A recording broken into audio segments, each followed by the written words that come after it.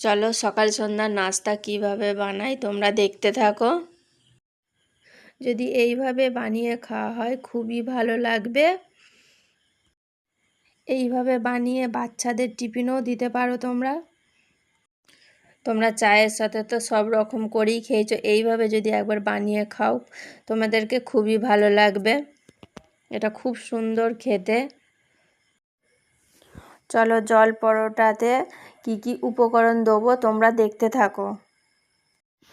চলো এবার উপকরণগুলো সব একে একে, একটা গাজর কুচি, 4-5টা কাঁচা লঙ্কা, পেঁয়াজ, একটা টমেটো, 2টো ধনেপাতা সব কেটে রেখেছিলাম, ওইগুলো সব একে একে আমি দিয়ে দেবো। উপকরণ সব দেওয়া হয়ে গেছে, এবার আমি পরিমাণ মতো লবণ দেবো। সব উপকরণগুলো এবার আমি মাখিয়ে নেব, আর ময়দাতে আমি কোনো সাদা তেল ব্যবহার করিনি। এবার আমি পরিমাণ মতো জল দেবো আর একে একে আমি মাখাতে থাকবো। এটা জল দিয়ে মাখতে থাকবো, খুব পাতলাও হবে না আর খুব ঘনও হবে না। দেখো দেখো জল রুটি যেভাবে গলে আমি সেইভাবেই গুলেছি। এবার আমার সামান্য জল কম মনে হচ্ছিল, তাই আরেকটু জল খাওয়ালাম। দেখো সবজিগুলো আছে বলে যেন হচ্ছে মোটা, কিন্তু এটা মোটা নয়। দেখো হাতাটা দেখলেই বোঝা যাবে আমি কেমন গলনাটা বানিয়েছি।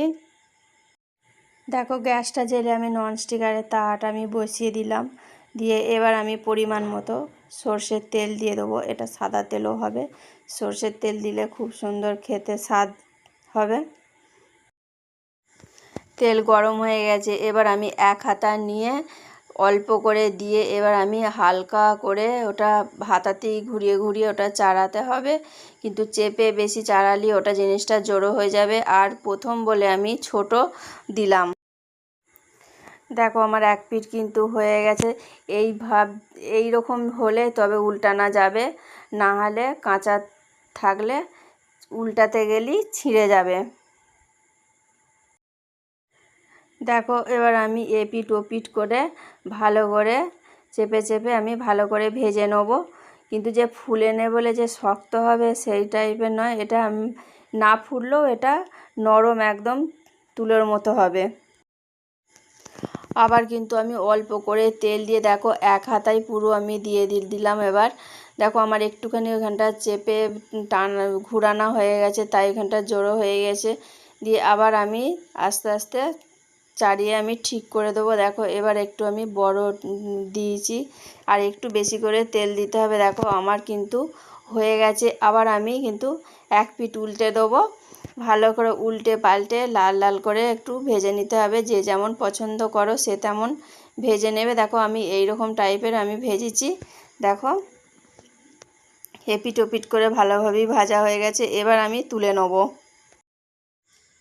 দেখো বন্ধুরা আমি হাতে করে নিয়ে দেখাচ্ছি কতটা মোটা হয়েছে বা কতটা নরম হয়েছে।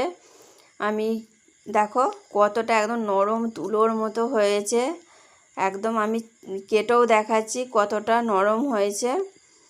এত সুন্দর বন্ধুরা খেতে, ওটা একবার তোমরা বানিয়ে তোমরা দেখতে পারো। ভিডিওটা কেমন লাগলো কমেন্টে জানাবেন, আর ভিডিওটা আমি এইখানেই শেষ করলাম। নমস্কার বন্ধুরা।